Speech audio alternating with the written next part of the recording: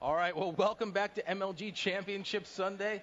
So far, it's been a good one. Straight Rippin up 2-0 over Instinct. Happy Father's Day to all you dads out there. It's Sunday and Steve Giovanni along with Chris Puckett. Now we just saw Straight Rippin win a nail biter right at the end there. And you know what? That's not what Instinct needed. Maybe a backbreaker for them, losing by 2 at the end. Macchio, team captain, a momentum player, getting his team fired up, trying to stay in it. It's going to be up to them to communicate and believe in themselves because although their backs are against the wall, they're not done yet. Of course, on the other side, Straight Rippin got to be feeling good, but they don't want to get overconfident because this one's not done yet.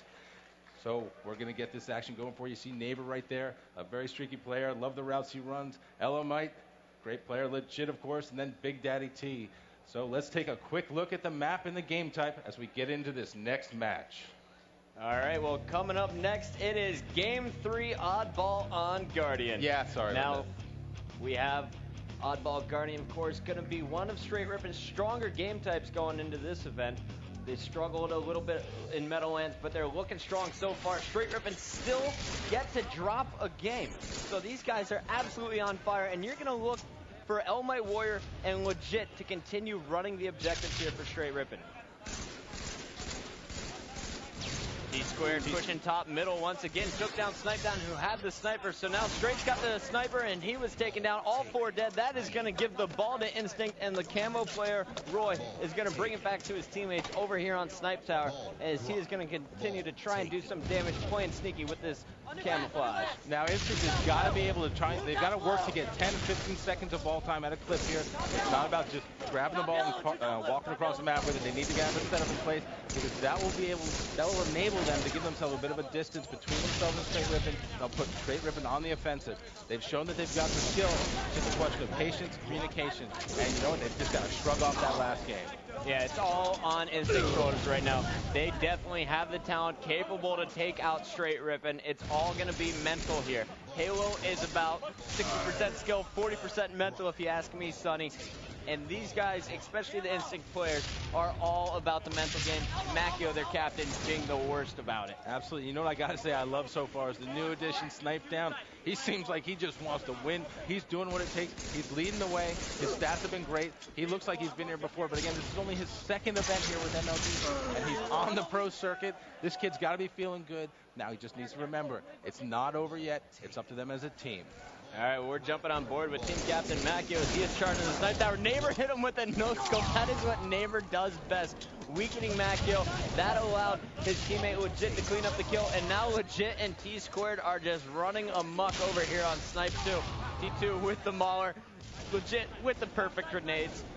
Legit looking so much more comfortable here in Halo 3 than he was in Meadowlands. You said it. You said it. Legit, I think, realized. He went into the Meadowlands, and I remember talking to him. He said, you know what? We're feeling good. We're feeling solid. It's the first time we're actually playing with our coach behind us. You know what? Maybe they felt a little too good. I don't think they're going to leave anything on the floor here in San Diego. It seems like they want to win badly, and every player I look at for Straight Rippin seems like they're playing well, they're playing the game together, and as a team, no weak link right now for Straight Rippin. Now, one thing to point out about this oddball game is last time against Triggers Down, we saw the game go about 10 minutes before anyone got a minute of ball time. This time around, Straight Rippin is being much more aggressive with the oddball. And you see T-Squared's already having his team with 50 seconds, and it's only 3 minutes into this game. And you know what? Maybe he felt like last time against Triggers Down, they waited a little too long, that was a little too close. But I have to say, it seems like it's working so far. Oh, nice play there by Elamite. Elamite just picked up a double kill, going for that triple. He hit the body. That is going to force Instinct to back off his Snipe Tower. And Elamite is still controlling these power weapons. He has also stepped it up since the Meadowlands. I say, you know what, Elamite, talked to a lot of folks. He's one of the top 5 pros according to some people. I like his all-around play. He's a guy that maybe you wouldn't call out as being the one you have to control for Straight Rippin, but you know what? So far this event, he's proven that he likes being underestimated a little bit. It lets him get in there and do some damage. All right, well, Elamite was taken down. We're going to stay on board with him, though, because he is such an amazing player to watch in objective games. I was talking to T2 a little bit about him. I was like, so is Elamite your objective player? He's like, I guess you could call him that, but he's also one of our best slayers. He has an amazing shot. He positions himself well, and he's also a phenomenal support player. He doesn't worry about finishing kills always because he will put 2 to 3 shots on, trusting that legit neighbor or T2 will do it for him, and he can go back to focusing on his objectives. Again, the key to any team sport, not just Halo 3 here in the MLG Pro Circuit, is trust. If you don't trust your teammates, you're not putting yourself in a position to win. And you know what? Elamite has proven that he trusts his teammates. Well, neighbor going to town, bottom snipe, dropped the grenade there for Lunchbox, was chasing him with the mauler. Lunchbox's twin brother, Roy, was able to take him out, but we're going to stay on board, though, with neighbor. He was so hot on Saturday, as he normally is, but what happened in Meadowlands was he definitely cooled down on Sunday. Can he continue the momentum that he had last night into today? We'll have to find out. So far, he's doing a pretty good job of it in game 1 and 2, winning that last game, Amplified Team Slayer for his team. You said it. You know what, Neighbor, one of those players you watch, and he's a very exciting player. He can play pretty much any role for the team. But one of the things I love best about him is that he will run routes on maps that you don't normally see. He will do things that make you say, what? But you know what? Somehow he makes it work, and that's just his sneakiness, his skill, and also the fact that he has the teammates around him who are communicating to him and telling him where he's clear and where not to go. All right, well, we're listening to Macchio and Lunchbox trying to clear out the snipe tower. Macchio is asking, where's the last one? It was T-squared, and Macchio beat him down. So this is going to be Instinct's opportunity to get a little bit of ball time. They're set up here on snipe too. Macchio putting shots bottom middle, not backing down, tossing some grenades. You got to love how confident Macchio is in this event compared to last one as well. Well, last event, as you mentioned, Macchio got into his head a little bit, got a little frustrated with his teammates and with the momentum that they lost, but so far doing a great job. Let's listen to him lead the troops here. Macchio, captain of Team Instinct. And keep your eyes in the bottom left corner because it is awesome to watch his expressions. Grab ball, grab ball. I got him. Grab ball. I got 2. Grab ball. Get up top. I'll go camo. You're in short on it. I know, got it. Just short on it.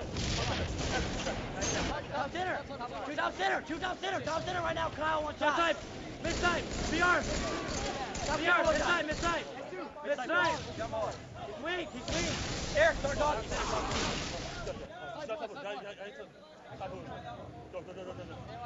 Go. Mid-side. Guys, come on. Watch out mid-side. Put